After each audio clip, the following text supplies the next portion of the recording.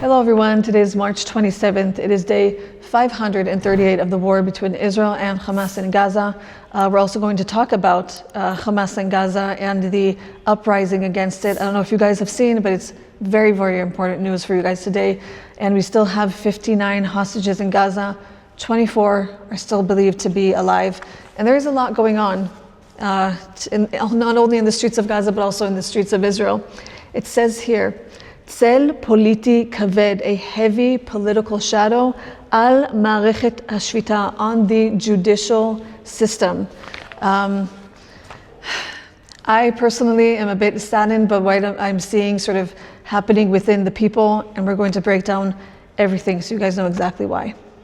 It says here, achok shemachzir et ha'ma'apacha lashulchan, the law that's bringing back the reform to the table. And it says up here, החוק שמקדם את הקואליציה, the law that the coalition is trying to advance, לשינוי הרכב הוועדה, for the changing of the composition of the committee, לבחירת שופטים, for the choosing of the judges, צפוי לעבור במליאת הכנסת, is expected to be passed in the Knesset. So from yesterday afternoon, from 12:30 until the early hours of the morning, the Knesset has been discussing and trying to sort of put through this new law. So they've been actually in the Knesset for about over 18 hours. That's how serious this issue is. Basically what happened before the war, all the protests that we were seeing was for the judicial reform. The judicial reform was basically two sides sort of in a tug of war. How it works in Israel is that some things the Knesset or politicians can decide sort of on their own, and they don't need sort of the ruling of a high court judge.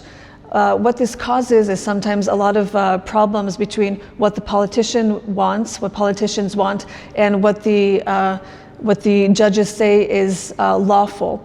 What brought this up to the table again is that Bibi Netanyahu wanted to fire Ronen Bar, who was the general chief of staff, and the high judges said, that's not lawful, you can't do that.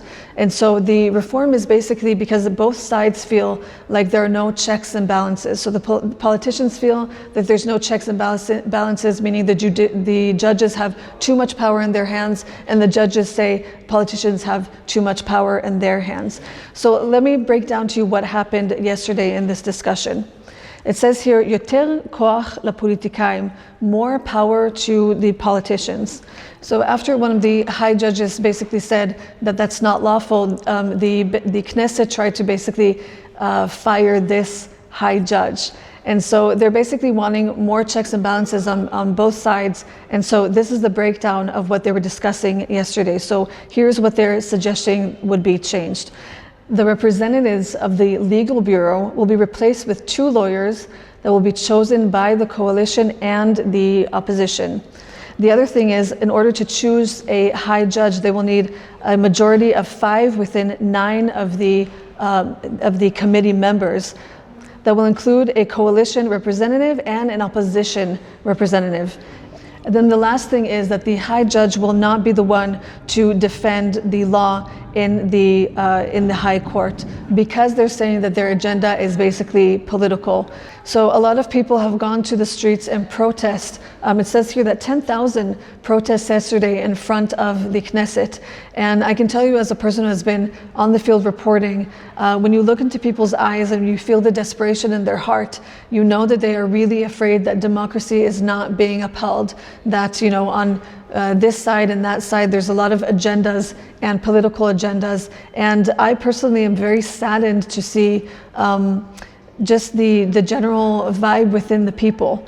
And I think it's really a cause for prayer. You know, we're already attacked on the outside, we're already in a vulnerable position. And it sort of reminds me of the protests that were before the war. One of the things that we're going to cover in a bit is Omer Shem Tov, who was in captivity. He said that when the Hamas saw us protesting in ways that were sort of against each other, that they became strong. They said that when Israel is weak, they become strong, and it strengthens them.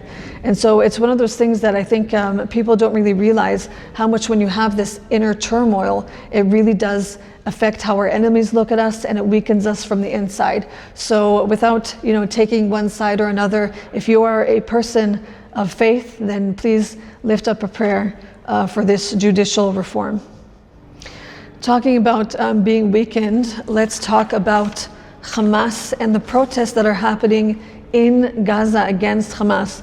This is something that happened even before the war, but it was extremely rare. Anytime there were Hamas, anytime the Gazans would come up against Hamas and resist them, they would punish them in ways that are horrendous and horrible, and in public. So they would kill them, they would shoot them, they would torture them.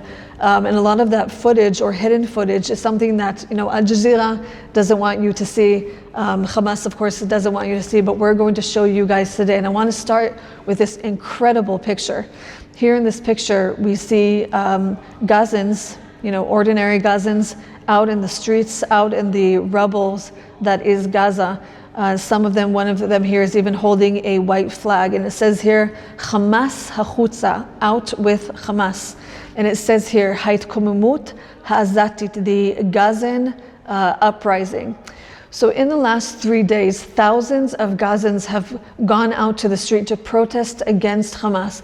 And this could have been something that has been, in their heart and sort of boiling underneath the surface. But because Hamas is still in control, although they are being, incredibly weakened, people are very much afraid, because if you protest against Hamas, you are in danger. Your life is in danger. Many have been literally just, shot and dead. They have, hospitalized them by breaking, their limbs.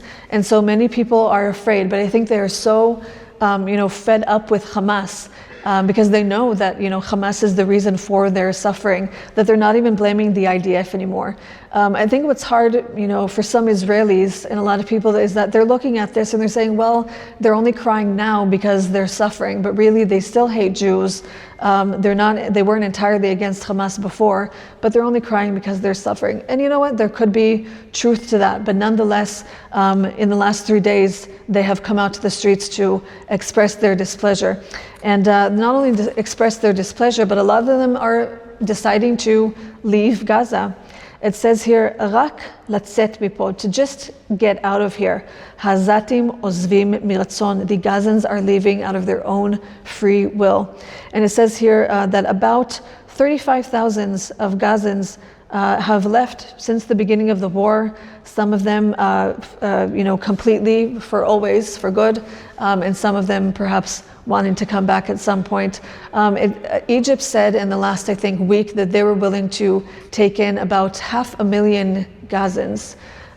We'll see if that actually happens a lot. There's been a lot of pressure from Trump, from America, on Egypt to receive them. Perhaps they'll put them in Sinai. But as of now, I think something is breaking within the Gazan people. And if you are, again, a person of faith, the dynamic here might be very hard for us, because we see people that were celebrating the 7th literally dancing on the bodies of Jews, parading them dead in the streets or alive.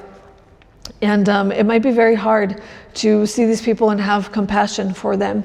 But I suggest that we look at it almost like Sodom and Gomorrah, like Abraham did, that if there's even 10 righteous amongst them, will you still have compassion? And I think God knows the heart of every person, even though there's only about, I think, 2,000 Christians in Gaza or something of that sort. Not many at all. But still, if there is any type of change of heart, I think that's blessed and welcomed by God. And we should pray. We should pray for their salvation, because that is the heart of God in all this. So pray for Gaza and pray for your enemies. We're going to end, of course, with our good news. I'm always excited when I can bring you guys good news about returned hostages. We have here a before and after of Omer Shem Tov. So in the beginning of the war, the parents of Omer Shem Tov, they took a picture with his photo of their son in the beginning, and they were trying to do everything that they could to bring awareness to Omer. And they're showing here a before and after picture, and I want you guys to really look here at their faces. You can literally see the great sadness, the bitterness in their heart, that they're just so full of pain, with a picture of their son. He's not with them. And then over here you see a before and after with bright eyes, bright faces. And of course you can see that they've gone through a lot, but they're hugging their son. They have him in their hands. And what's crazy about this is that actually this photo, the before photo, the Hamas captors of Omer showed it to him. It says here that they showed it to him and they said, your parents look really old. And he said, they're not old, they're just very sad. And that was, he said, one of the only times that he sort of broke down and had tears in his eyes. What's heartbreaking even within that is that his captors humiliated him even then. But it says here that he came back and was able to see them sort of return to their former selves, even though they were sad. The interviewer is asking Omer Shem Tov, a moment before Passover, have you received a different meaning to the word freedom? Because another name for the Passover is the holiday of freedom. And so he says here, many times people say, appreciate life and appreciate the small things, but people take these things for granted. So he says, everything when you're in captivity is appreciated, like every small thing, water, food, daylight. He says freedom is such an important thing. And then he goes on to say that all he basically wants is that the rest of the hostages will come back home, and that's what we want in this Passover. So thank you guys for watching and for supporting. I'm happy to end with this good news, and also another good news is that it is my birthday today, March 27th. I'm turning 34, so wish me a happy birthday in the comments. Tell us where you're watching from, and we'll come to you guys with more reports on these issues and more very soon. If you want more Israel-related content, go to allisrael.com. Don't forget to subscribe, hit the notification bell, and we'll see you guys in the next one.